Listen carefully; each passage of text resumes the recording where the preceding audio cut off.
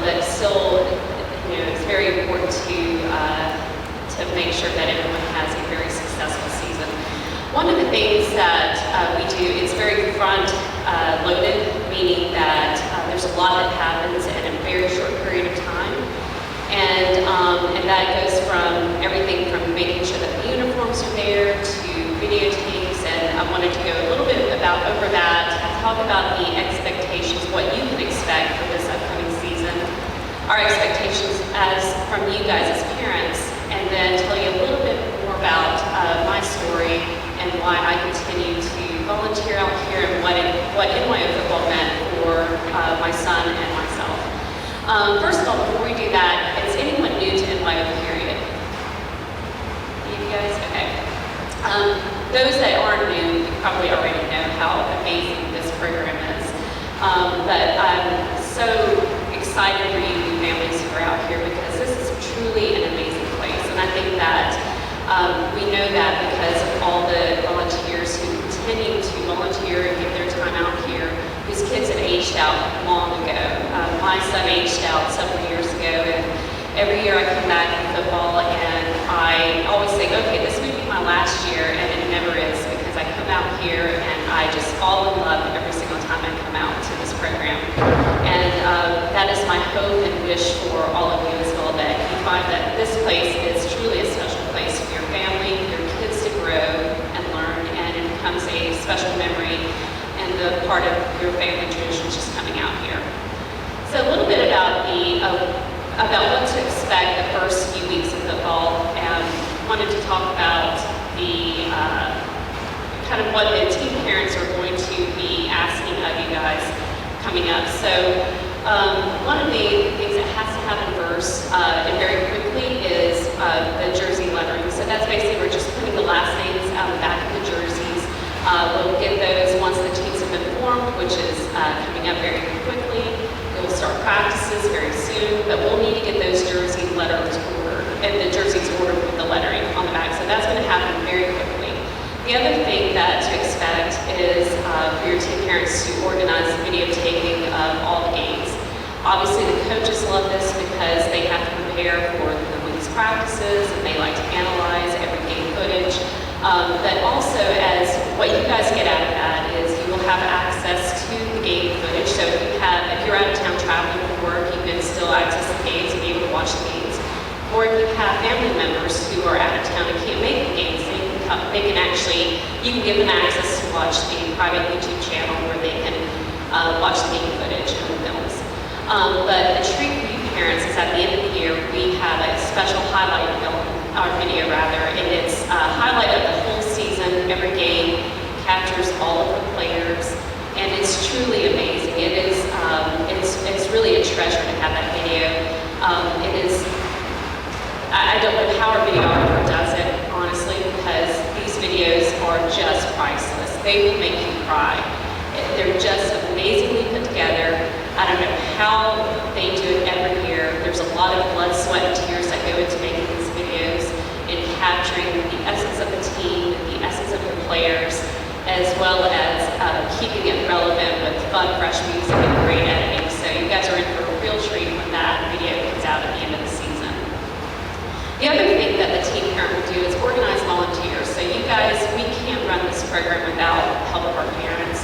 And for football, we do need volunteers for the clocks, downs, and chains. And so the team parent will go ahead and sign you guys up for these duties.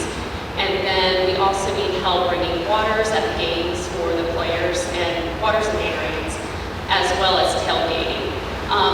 One point I do want to make sure that you guys understand is make sure that for practices, your kids have an overabundance of water. It's better to have obviously too much water than too little water. It does get really hot out there. We want to make sure that obviously the kids are well hydrated going out in the field. To go into tailgating is such a fun way to obviously, every game, the team parents organize tailgating, and it's such a fun way to get all the parents together and really build that camaraderie and really get to know each other and to bond as a team. It's super fun. The kids get to eat afterward. Obviously, some of the bigger kids, these games go on very late, so this is kind of their dinner at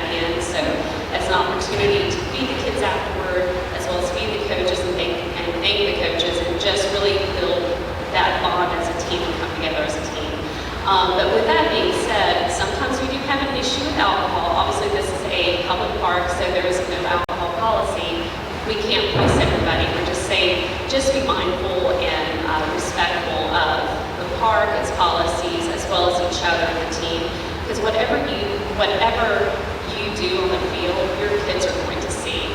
And so if someone has had a little too much to drink, your kids are going to see that. And we just don't want that happening. It also opens the opportunity up for a child to get hurt, because these kids are running in and out of the parking lot all the time. So we just want to be very mindful and make sure that we're all doing our job and protecting our kids out here.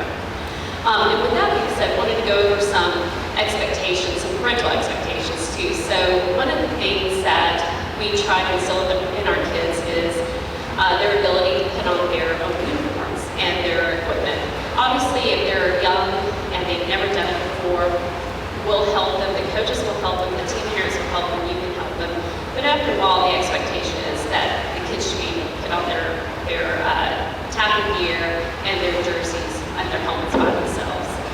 The other expectation that we have as parents is that we want you guys just to get out there and enjoy the game. Get out there and enjoy watching your kids play. They want to see you having fun watching them play, and they notice everything. Even though you're in the stands and they're on the field, trust me, they notice everything and they hear everything. So if you're emotional and you're giving positive comments and yelling positively at your kids, they're going to hear that and they love that. They just want you guys to actually enjoy watching them play the game. So does that mean there are times when you may not like the call that the ref makes? Absolutely. Or a play that the coaches call? Absolutely. But we have some amazing coaches out here who've been out here, they've seen it all. There will be no player or situation that is unique that they have not seen. Let the coaches coach, let the officials officiate, because they're amazing. There are only a few of them, and they can't catch everything. They're not perfect, but they are amazing and completely unbiased. So please let the officials officiate, the coaches coach, and just really enjoy watching your kids play. No negative comments to the kids, to the coaches, to the refs, or to the other team, because your kids are seeing all of this. And we do need to be good role models for our kids. Then I think that was it. Are there any questions so far? Okay. The last thing I do want to talk about is kind of why NYO has been so important for me and my family. So my son started playing baseball out here when he was in kindergarten, and then I put him into football during first grade. And my child is not a star athlete at all. He is marginal at best when he was younger, but and he didn't love sports. And I grew up playing all sorts of sports, being involved in all sorts of rec leagues, and I've never known a time in my life where I wasn't doing at least 3 sports, even now. And so I know how important sports have been in my life and how it's really molded me, I think, into a good person that I am today. But it was super important for me when raising my son that he get involved in sports. And I'm a single mom. I've been a single mom for the whole time being out here, and he is my only child. And I knew, because he didn't have siblings to interact with and to wrestle with, to me it was super important to get involved in sports, but specifically with football. Football is, I didn't grow up playing football, and I had no idea really what to expect. I mean, obviously I watched it on TV and attended football games, but I had no idea what to expect. And at first, I remember the first games, or the first practices, I thought, oh no, what have I done? What have I put my child through? And I gave it some time, I gave it a few practices, and it was just amazing to see kind of what happened. And what I mean by that is, one of my first memories is watching all sorts of different players come to practice, and they were super athletes to non-athletic kids. And of course, they're in their little clips. And honestly, by mid-season, they all acted like brothers, every single one of them. They all had each other's back. And that's the one beautiful thing I think about football, other than, comparative to other sports, that I don't feel like you get, that every player, every position while there are really great athletic and gifted kids, every position, every player depends on each other. And so it's been remarkable to see kids who had no idea about football and who were just vastly different personality-wise from each other come together and just really support each other, cheer each other on, and literally become brothers. And being a single mom with an only child, it was super special and important for me. The other thing I noticed too was the confidence that it instilled in my son. He knew he wasn't a very good athlete, and I could tell he'd always looked up to the kids younger who were very gifted athletically, and I could tell he wished he were like that. He never said it, but I could tell being a mom. And honestly, he's played every sport out here. Football is one sport that has just really instilled confidence in him. And I will say too, as a testament to our coaches, he's had the coach he's needed every year that he had that coach. And what I mean by that is, there's all sorts of positive coaching, even though some are yellers, some are very quiet. And you see the gamut of personality coaching styles out here. But he had the coach he needed every year. He had that coach. And I am so grateful for every single coach we've ever had. We've been so lucky and so blessed. Two in particular I want to call out that are still coaching out here is his 5th grade coach. I mean, he has to be in his 80s, but his name is Coach Trainer. And he coached very softly, but when he coached, those kids listened. And every single time, you could tell the kids had so much respect for Coach Trainer. It was truly amazing. When he spoke, they listened. And at the end of every game, he would send a beautiful, eloquent email to all of the families. And, obviously going over the game, what happened in the game, just dissecting the game. And it was always positive and uplifting. It literally felt like you were part of a winning national legacy team like a Notre Dame or something. It was truly amazing. At the end of the season, he sent every boy a letter. And I don't know if it was the same letter to every kid, but it was the most moving letter. We actually still have the letter. When we received it, we read it, and we both cried because it was just so amazing and so beautifully written. The other coach that is quite memorable to me for my son is his 7th grade coach. So my son's played out here from 1st grade to 7th grade, always tackled. And the 7th grade coach, he was just amazing. I think he pulled all the kids together early and asked them what they had hoped to get out of this year. And he must have asked my son, and my son must have said that he would love to be a Red Devils player, which is their all-star player. I am under no pretense that my son is a true all-star Red Devils player. I know that. He's not bad athletically, but he is not a Red Devils player. And certainly the coach did not have to pick him, but he did.